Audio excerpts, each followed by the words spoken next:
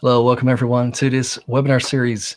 My name is Leon, and I will take you through today's topics.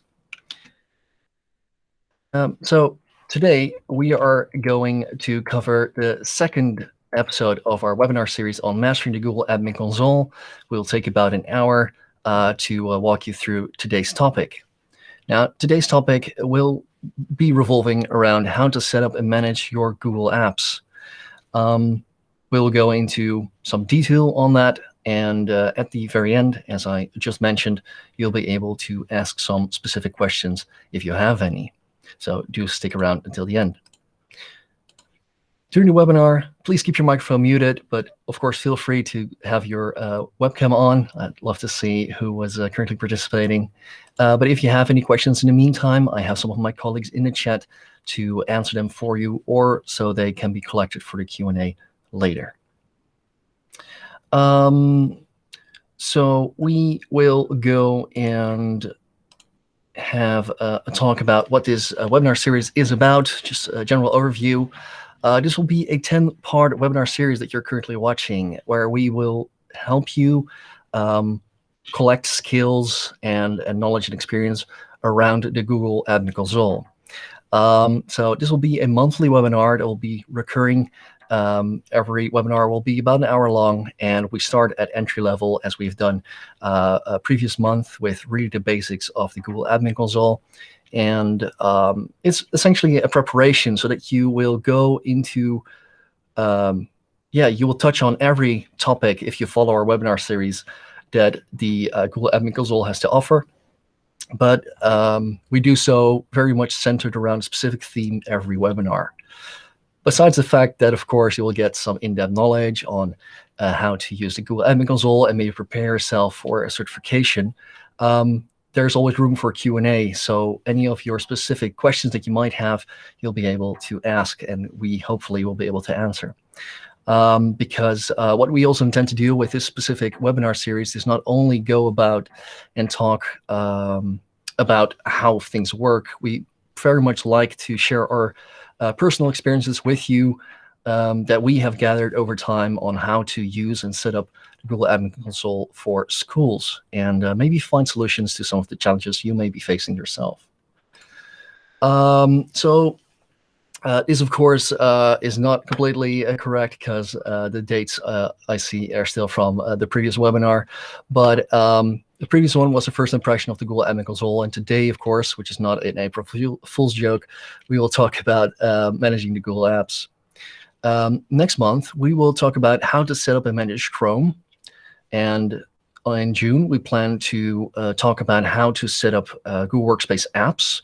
And this will cover both the Google Workspace Marketplace apps, apps and extensions for your devices. So that is a very interesting topic, we feel like. And in July, we plan to take you on a journey on how to set up and manage other kinds of devices within your Google Admin Console as well. So we feel like that will be definitely interesting. If you haven't already, do check out the website and register for upcoming webinars as soon as they're available. So let me first start off with just introducing who I am. So hi, my name is Leon. I work for the company called Cloudwise, the creators of the Cool School platform. Cloudwise is a Google Education Premier Partner and Professional Development Partner based in the Netherlands. And although we have many schools, of course, in the Netherlands that we service, we have customers around the world and schools that we help really just elevate the way they use IT within the classroom. Now, me personally, am a Google certified trainer and administrator. And my role is both to help teachers understand the value of using IT within their classroom. But on top of that, also, I can share my more technical knowledge with IT admins and see what kind of settings really are useful and what are the things that you should keep in mind of. And that's also the kind of experience and knowledge I'd very much like to share with you during this webinar series. To just explain what it is that we do as Cloudwise, I'd love to use this picture for it, because this is really just the question we always start off with, is that we find that IT is can be a hassle. It can be challenging, particularly in education, and that is the reason that we really always ask ourselves, what if we could make IT more efficient and easy to use without much hassle and great expense that people usually experience when tackling IT problems? And we do that in a variety of ways. As a company, we have several kinds of ways that we help schools. One of them being just delivering on-site support, doing infrastructure and the like. But most of our customers actually use our own developed cloud platform called Cool, which is used for a lot of the things that they use on a daily basis to really streamline and smooth out the way they teach in their classrooms. You see some other statistics, of course, on this page. We have 1,600 schools worldwide, and we're very happy and proud of the fact that our customers are very happy with the kind of service that we provide. Now, why we set up this admin webinar series is really due to the fact that, of course, COVID-19 has affected a lot of schools worldwide. We've seen that in many countries, schools have been closed down, or there have been lockdowns of cities, and that really will not be over within the next few weeks. Unfortunately, we'd really love that. Of course, there are bright spots on the horizon, but we're not there yet. And with that, we have found that education really needed to adapt and enable forms of distance learning. Now, although that is in itself already quite challenging, because suddenly you have to adapt to a new type of teaching, it can really pose a challenge to schools that have not yet have the infrastructure set up, or even have the knowledge yet on how to really do this in a way that is effective, that really makes sure that you don't leave any of the students behind while you continue with facilitating education. Now, that is just a premise, and then for now, let's just dive in. So I'll quickly hop on over to my admin, and I will zoom in just a little bit. There we go. And I'll open the admin dashboard and zoom this in a little bit as well, so it is a lot easier to see. Now that we are at the admin console, the main focus of today's webinar will be the apps button on your main dashboard. Of course, as some of you may know, you can also find apps in a different place, but where we're going to talk about are some of the core apps that I feel like it's good to talk about, and to walk you through some of the settings that you can do for these specific apps, and also things that we have encountered are good to consider when either setting up a new Google Workspace environment, or if you maybe have just been rolling with it and you have incrementally just changed things, to really reconsider and maybe think again about how you want to set this up. So let's go to apps. When we get here, we have more tiles, more options, and we will go into the Google Workspace services. There are other things that we can look at as well, but that will probably not be for today. We have additional services, which are essentially the consumer apps that Google provides, and we can also manage for the accounts within this workspace domain. And we have some external apps that we can also add to this domain to be used for additional functionalities. But like I said, for now, we will keep it at and with the Google Workspace core services. Now, for now, the key apps that I want to go over are Gmail, Google Drive, Google Meet, and Classroom. Depending on how much time we have, I might just add a few more, but for now, that is what I want to start off with, as these really will be the key apps that you have been using or will use a lot, and maybe there also will be a lot of questions about in regards to their functionality and what you can or cannot do when changing any of these settings. So let's start off with Gmail for now. Before I do, though, I'd almost forget. So in the previous webinar, we did talk about setting up your admin console, setting up your organizational units. And we have done that because it is very important to see what kind of level within the organizational unit structure we are going to change any of the settings. All of the settings that we change here, I would now do on the root level, in this case meaning edu.cloudwise.nl. But perhaps I want to change it just for one specific district. Well, then I go to the district and you'll see it will load and also show the status of these apps for District A. You'll find that all of these services will be set to on except for Jamboard, and all of these settings are currently inherited from the root level, meaning on edu.cloudwise.nl, these settings are currently set in this way. If I would change any of these settings, for example, I want to turn on Jamboard instead, then I say on. It will now tell me there may be some time before this will actually come into effect. But then we scroll down again and we see Jamboard is now set to on, which we just did, and we want that. That's good. But we now see that this is overridden. Overridden meaning that we have overridden the setting that was done on the main level. Now, if we go deeper into the structure, so I would go to School 1, for example, this has inherited all of these settings from District A. And any of the settings that I would now change on District A would automatically be changed in School 1, 2, and 3 in this particular setup. But what we've also found, and that is also what we kind of covered in the previous webinar, is that setting up your Google Admin Console in your organizations in a specific way may actually help you push certain settings to a large group of users within your environment. So what we see here is that instead of doing it per school, I can also just say I want things to be altered or edited based on your role. So in this case, employees, I want for all employees to have Jamboard activated instead of for the students. Now in District B, all the employees can use the Jamboard app, but the students cannot. While in District A, I would have to manually change this on every level of the schools to actually make sure that the students cannot use the Jamboard app instead, which might actually be a lot more, a lot more time intensive to do all that.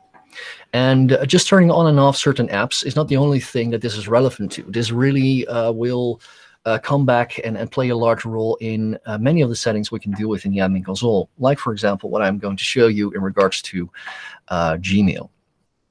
Now, to start off with that, Gmail is one of those apps that in certain situations or certain schools might actually not be very helpful or not something you'd actually want students to have access to.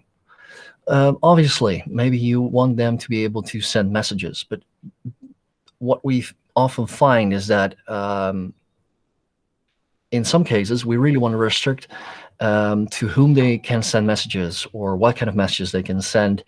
And maybe you don't want them to have interaction between other peers, other students, but rather just want to send messages to their teachers, for example. And also you want to prohibit any messaging from outside your environment towards the students and vice versa. And although you can set that up and you can very much configure that in a way that suits your needs, we do find it adds a lot of complexion to your situation. Maybe it's actually easier to say we use a different platform, maybe Classroom, maybe a different platform. Our portal, for example, has a notification function, a message function, which is simply a module within the platform itself, which does not require Gmail. And what we could do is go to students of District B and say, I want to turn off Gmail. Now what happens then is that all these students that are currently on these schools will no longer be able to open the Gmail app. And when they try and do that by manually going there, they will get a message, this app or this service is currently unavailable for your account. Please contact your admin. Now, maybe you want to do this primarily on primary schools and for very young students. That is totally fine. But then you have students that are a lot older and you do want to use Gmail with them. then you can still differentiate in a way that you could go to a school and then say, based on the age group they're in, we can still change that if we have created organizational units for them to base that on. Otherwise, it would be very difficult to actually do it on such a micro level. And that's also why I really wanted to reiterate the importance of those organizational unit structures once more. All right, that's a lot of introduction into Gmail. Let's just go into the settings. Now, there are so many settings within Gmail. I will not cover all of them within this webinar because I have other topics as well. And I feel like that there are some particular things that may be better suited in a different topic based on security and spam, for example. But for now, let's just I'll walk you through some of the settings that I feel like are important. So we have user settings, which are directly impacting your users, obviously. Then we see some things that have to do with mostly how your emails are treated and where they are sent to, how they are routed, and just the general behavior of the sending process. You also find that there are some options in regards to safety and quarantines.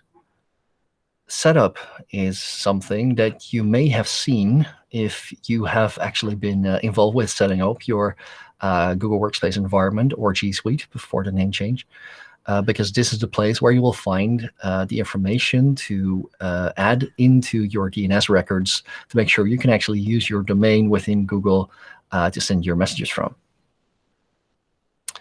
Then we have end user access, compliance, and some advanced settings. Now, I'll start off with some of the user settings. I feel like some of them are definitely good to know about. So again, here, if we go and look at this organizational structure, we'd have to really specify for what level do we want to alter any of these settings, because now by default, it will show the settings for our root level. So I will now go to school 1 so I can alter some things. And some of these things are really basic, right? They can change their themes. Very nice. But do you want them to be able to send a read receipt, a confirmation that someone has actually opened and read the message they have sent? Do you allow the delegation of mailboxes? And there's actually an argument to turn this one off. Now, in particular, quite recently, there was a pretty good update to Google Groups, which makes Google Groups have a lot better look and feel, for starters, but also makes it a lot more accessible and usable and user-friendly to be used as a central inbox, a shared inbox. Now, mail delegation in this way would be something that would be useful still for a personal assistant or a secretary to a director. But normally, if we have a shared inbox for like an information email address for a school, or maybe even for your own IT department, it might actually be easier to and better to use a Google group for that instead. That also allows for less risks in data breaches due to other people having access to your account, and yeah, very much further limits any dangers in that respect. Here you can change the formatting of names on how they are displayed based on the email address and the first and last name. Are we allowing things to be used in offline mode? Are users able to use the confidential mode? Also a very good one. This confidential mode can be used in Gmail to send a message and prohibit the downloading of any attachments, for example. However, they can open it. And it also can be used in conjunction with a two-factor authentication in the form of an SMS code to a mobile phone. Now, if we go back to the other settings, another thing that I thought was very important to note in terms of the Gmail settings, of course, the page needs to load first.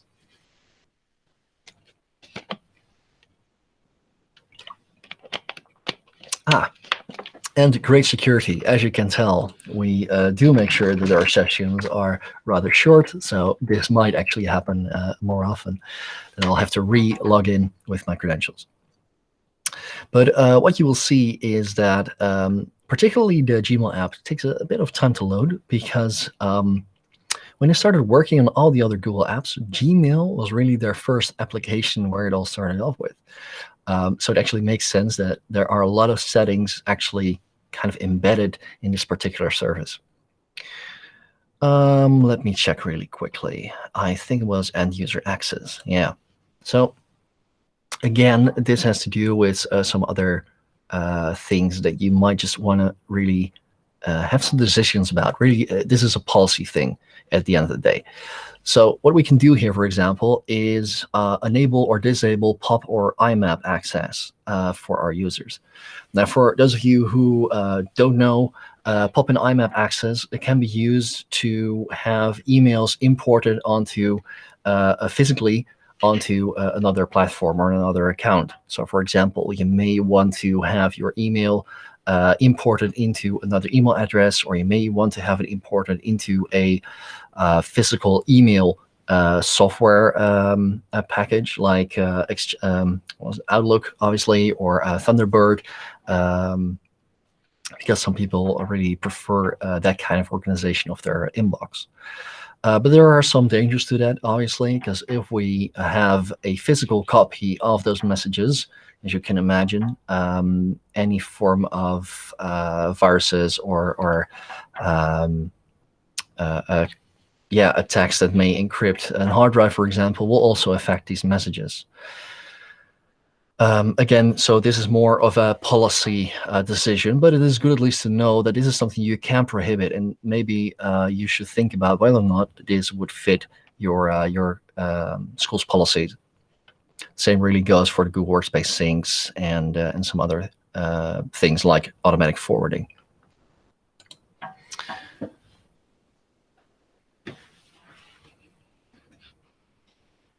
All right, there we go. All right, so under compliance, there's a few small or maybe even fun things that we can do. Things that I find that people have actually asked me about quite a few times is like, can we add a default signature at the end of every message that our employees send? The short answer is not really. But what you can do, however, is add a footer text. So this is something that you can add in terms of legal compliance, information, and some other things that you may want to add as just a general addition to any message that is sent from your domain or a specific organizational unit that you have changed this to. There's also things in here that help us to really create rules in regards to what is allowed to be sent and what is prohibited.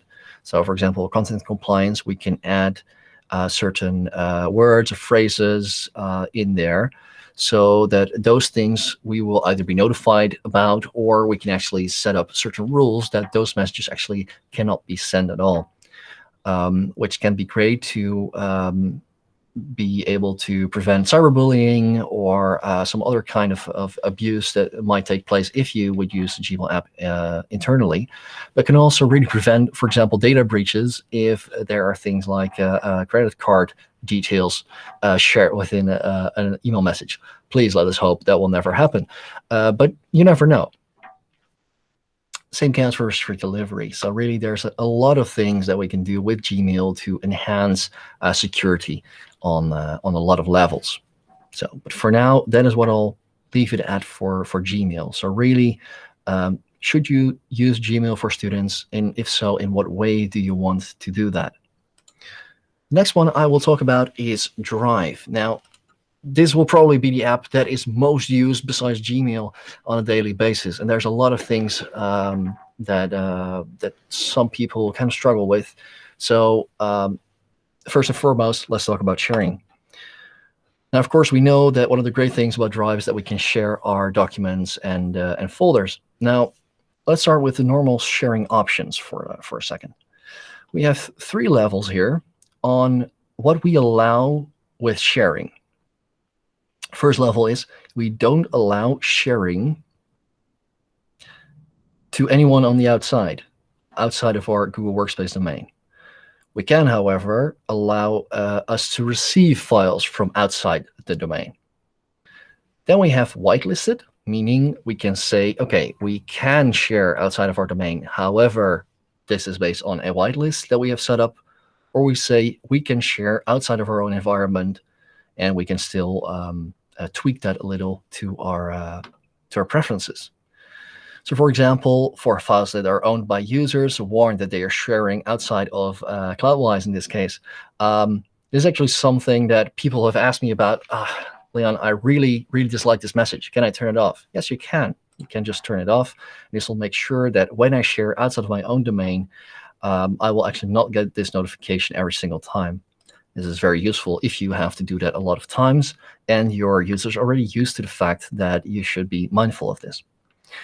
Are you allowed to actually send notifications to non-Google accounts? Now, the great thing is that it is currently possible to also share documents and folders with non-Google users, which I feel like is very nice feature. Because there's a two-step authentication that currently takes place. If I would, for example, send a share invitation to a Google document to a Hotmail account or a live account, that would mean that they would get the normal link as you would get yourself. They click it, but they get an extra step where they're asked, please check your inbox again for the verification email, and then they fill in the code and are actually just logged into the document specifically temporarily with the rights that you've given them. I think it's a very good feature. And of course, can we publicly publish things on the web based on the documents? There is a function in there called publishing. Now, then we have the access checker. I personally always like the fact that on every kind of message I am going to send, that it will check for me if this person has access to the file. I think that is very important because this is something that quite often can be forgotten when you send things. I just copy paste a URL into my email, and I just have the documents open. I copy paste the URLs, I put it in my message, and I send it. And now, if I have it set to just every category, it will always check, do these people have access to view this document or not? And immediately will suggest, do you want to share this document, and we'll do a suggestion for the change in sharing options, which really makes it a lot more user-friendly, especially for people that tend to struggle with how the just how sharing works in general. Then again, a bit about the distribution of content. This has to do particularly with being able to move things in the shared drives. I think that if you work with shared drives, you definitely will want to have this turn on to anyone, because the fact that else you will need to really delegate to certain people to do a kind of migration if you want to start using the shared drives. So those are some of the sharing options, which I thought was very important to talk about. Now then, shared drives is a nice bridge, because I just mentioned that, obviously. Now, when it was just released, we found that shared drives kind of popped up quite literally, because they sprouted up like like grass, really, due to the fact that suddenly everyone could create shared drives. As you can imagine, students started making shared drives. Just employees started making shared drives with their direct colleagues, and within a matter of a few weeks' time, there was no overview anymore. Everyone was working in their own little spaces, which was not exactly helpful in the slightest. So instead, what you can do is select certain organizational units and say prevent users to create new shared drives. This all has to do with making sure that certain users are simply not allowed to do certain things within a shared drive. A shared drive is, in my opinion, far superior to working from my drive, especially in the current state it is in, because of ownership. Now, ownership is very important within a lot of files and things that we do within our Google accounts, particularly within Drive, because if we make a new document within our own personal Drive, then what happens is that the moment that we are sharing it, it's fine, people can access it, but they are accessing the document which is linked to my account. That's also still fine when we suspend the account, because the document is still available. However, when we delete the account, then suddenly people will see, I can no longer access this document. Even worse, I cannot even find this document anymore, even if I know the exact title of the document. In which case, you would have to restore the deleted account to make sure that people can have access to that document again. While that would be prevented by simply saying, I want to make sure that people can still access this later, you move it to a shared drive, or you create it there in the first place. Because then the shared drive folder, or drive really, is the owner of all the files that are in there. It becomes, you transfer the ownership to the Google Workspace environment rather than one specific account. Another benefit to it, I will go over when we go into more specific settings regarding to what an admin can do with shared drives from the admin console. So these are some things that we can change. Now, then we have target audiences. This is something that we haven't used that much, but can be beneficial. It's essentially just creating aliases that you can use within your entire Google Workspace domain to share with. So, for example, you can say, I want an audience which is all teachers. You make sure that all teachers are in that group. And when you would go to Drive and you would fill in teachers instead of just the email addresses or maybe the Google groups that they're assigned to, you would immediately share it with all these people, which can just make things even easier. Then the final one. This is rather relevant because today I had a talk with a school which did education for a penitentiary center for youths. So essentially a youth prison school. And they had a situation where, of course, they would need insight in what was going on with those students if they would start using Drive and Docs. Now, by default, link sharing default for new files is set to off, meaning any file you create is private. We can change this on a level, which can be done again on an organization, to say no. The primary target audience, in this case everyone within Cloudwise, is actually able to access a document when I share the link. So I can just post a link in a chat or in an email message, and they'd be able to access it. I can also go and say, no, I want everyone to always be able to find my files for every file I create. So you can have an extra layer of transparency. And again, this is something that we can turn on if you want. Now, in a normal situation, many schools would definitely not want to do this. And if you want to do this, never ever do this on a root level, because this will also suddenly make visible every document that is created by, for example, a director or any one of the staff departments. But I think it is good to explain what this does exactly, due to the fact that sometimes this has come up as being a bit unclear on what this can do for you. But there's definitely use cases where that could actually be very useful. Now, migration settings. This has to do just with, if I have shared drives set up, who are allowed to actually move things into the shared drives. It is possible to create a specific admin role for that as well. We will go over admin roles in a future webinar, I presume.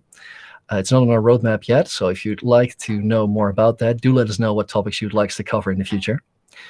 But that is really all that is behind this. So I can just briefly show you, but really that is the only thing that is underneath that one button. Then manage your shared drives. I wanted to talk about that because I feel like this is an important one. So I can now see here essentially every shared drive within this domain, this Google Workspace environment. The moment that it is in use, I can see how much storage is used, the date when it was created, and I can also use filters to really look for one specific item. Now, if I go to, this is biology, then I go and hover over, and of course, I'm in the way now. Then you see here, I can manage the members and the settings and restore it as well. Now, if I go to manage members, without being a member of this shared drive, I am able as an admin to add new people to this group. And this is very useful because when, for example, someone is a manager, a thing that can happen, let's hope it doesn't, but something that can happen is the fact that someone actually removes all of the members from the group, from the shared drive. By doing that, it is of course, very unfortunate, but they cannot actually do that themselves because they may have removed themselves as manager, for example. Now, then you can say, I want to change this. I want to make someone else a manager, or I can add new people here. Let's see. I see there were a few questions. Let me check. All right. I think I'll get back to that at a later time, but it's very good to see that. All right. Let's see. But yeah, so this is really really nice. Immediately, I can also change the default settings that you would be able to manage if you're a manager of that shared drive, and do that without actually being a member. And this is really important, especially when you have to, undergo certain privacy regulations and make sure that everything is set up in a way that you really have everything in order, and you can really explain and defend why certain people have access to something. This is something that makes it really easy for the admins also not really to get into the line of fire when someone says, hey, something weird happened in this shared drive. I think someone accessed this. And this way you can still make sure that you can fix things when they break, but you don't have direct access, which I think is also very good for your role to protect that in that sense. So that's one of them. So I'll quickly go back here. Oh, sorry. Yeah, here. And then the normal settings is actually just a direct link to what I already showed you, the normal cogwheel, the settings icon to the top right. And then we have restore. Now, restore is essentially a way to restore items from things that have been deleted, as you can read from the last 25 days. Now, this is something you always have to be very mindful of on how you want to use this, because, well, obviously it's important to take into account that this will restore everything that was removed, and you will want to see if it is really worth that. Instead, what you could do if someone deletes something is really just to go to the specific deleted items of the shared drive if you are actually a member.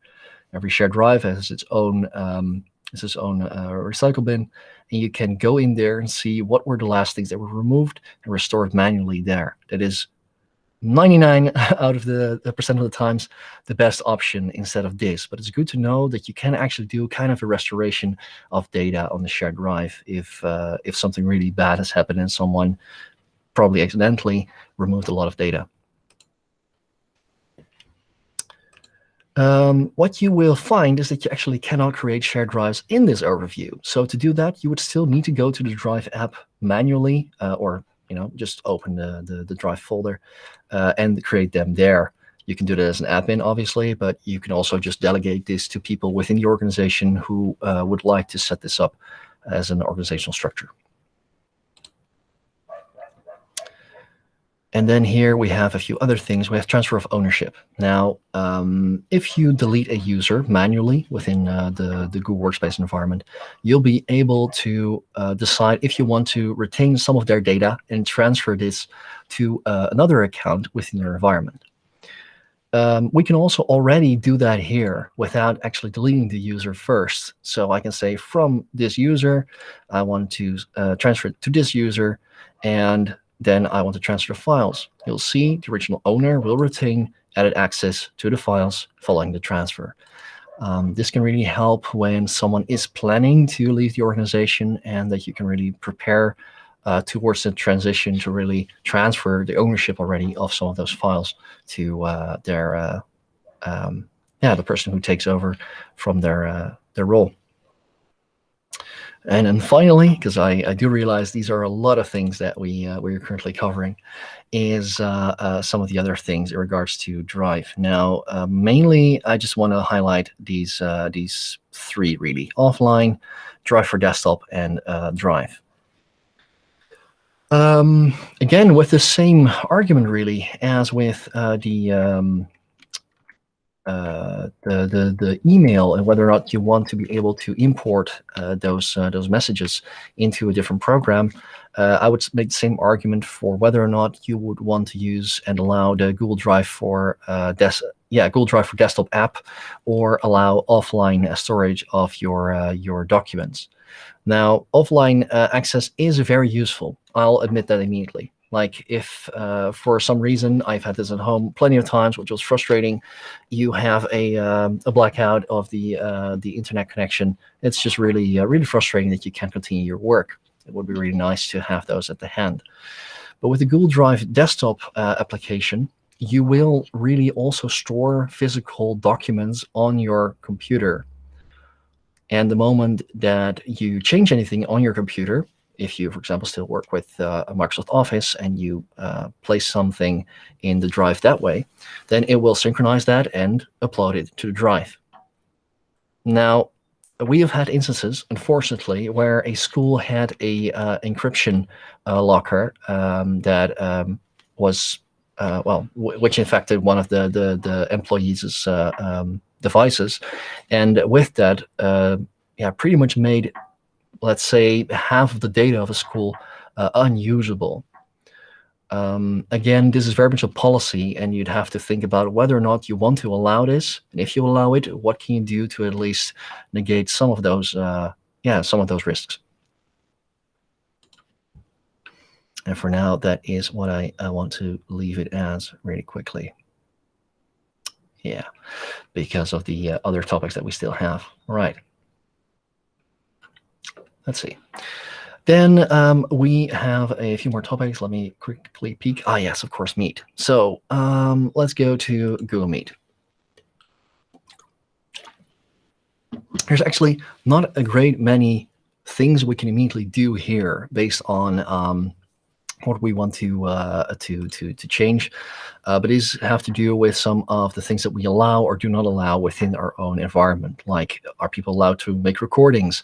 Or maybe you actually don't want students to be able to start a recording, for example. It's actually not that bad of a setting to think about. Do we allow dial-ins? What would be the default video quality? Quite important if your infrastructure is actually not that buffed up, and you've had a lot of video quality or audio quality issues. Are people allowed to change their backgrounds within their videos? And of course, in general, are people allowed to create video calls themselves? Now, there is currently something that is being worked on, like the Meet Quality tool. And specifically for admins, this has been built to be able to see how have Meet sessions been going, who was the organizer, and what was the duration, what was the network congestion, was there packet loss, if so, how much was it, and if there was jitter, what was it? And in this case, we see a score based on the feedback that users have given after they closed their session. This can help you as an admin to really go and look, okay, but was this a network issue, or was there something else going on? Besides that, of course, you will also see that there are some options that were added to the Meet sessions themselves to make sure that you can actually check what the current load is on your device. And I might show you at the end real quick, as we, of course, are in Meet right now. All right, then I will go to Classroom, and then I think I will quickly round it off so we can start the Q&A. Now, Classroom I also can be pretty brief about, but there are at least two things I find that are very important to note. Under the general settings, who can create classes? Sounds like a very silly one, but yes, let's talk about that. Currently, everyone who can create classes are people who are pending and verified teachers. Now, how that works. There is a Google group called Classroom Teachers. The moment that we go to Classroom the first time, we are asked, are you a teacher or are you a student? If they do not choose teacher and choose student instead, they will not actually be added to this Google group, which is essentially a collection of those classroom teachers. Then you will probably get the question, I cannot create classrooms. Well, that's very sorry to hear. Then it really would be a matter of finding those classroom teachers. Yeah, in this case, it's called docenten, but that is, of course, because of the Dutch name of the group. For the functionality, there's no difference. You add them to the group, and immediately it's possible for them to, or maybe within like a few minutes, they'll be able to create classrooms again. Do you allow guardians, and who can add guardians to a student? If you're using Classroom, you use it very regularly, use deadlines and all kinds of schoolwork in there, it may be very good to keep parents or guardians or other people that really guide their learning journey to keep them up to date on their progress. Did they manage to make their deadlines, or did they get good grades? Or if they did not get good grades, at least then you know, and you have something that you maybe can help them with, or at least start a conversation about it. If we go back to the other settings, this has to do with the class settings. This is incredibly important. Now, this by default is set to only users in your domain only can join classes in your domain.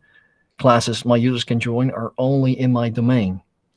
This means that by default, the way that this works, your students can only enter a classroom that is created within this Google Workspace environment. So far, it doesn't sound like a problem, right? But maybe within your school, you have guest students from another school or another district. So they're not actually a member of your own Google Workspace environment, and then you want to add them to your classroom, and it says you're not allowed to do that. And that goes both ways. So if you have another school or another district with their own Google Workspace environment, they too need to make sure that their students are allowed to join your classroom, or that your students are allowed to join their classrooms that they have created. If you want to have it open for that kind of collaboration, do please make sure that you set it to any G Suite user is allowed to join class in your domain. If you set it to any user can join your classrooms, then it means that also consumer Google accounts can enter or be invited to one of your Google Classroom environments, which may be useful if you ever want to invite maybe parents, for example, for a demonstration of how it works. And of course, if you would prefer to do it based on whitelisting instead of any G Suite user, then we can configure the whitelist down below here. So that was a lot of information in a very short amount of time. I will quickly hop on back to my presentation. There we go. So yeah, give me a second. So what can we do for you? Now, of course, hopefully you can tell we have quite some experience on Google Workspace and how you can use that within your environments. If you have any questions, we as a company, as Cool, we can help you out with that. If you're completely new to maybe even setting up your Google Workspace domain, do let us know, because we'd love to help you out and get you started.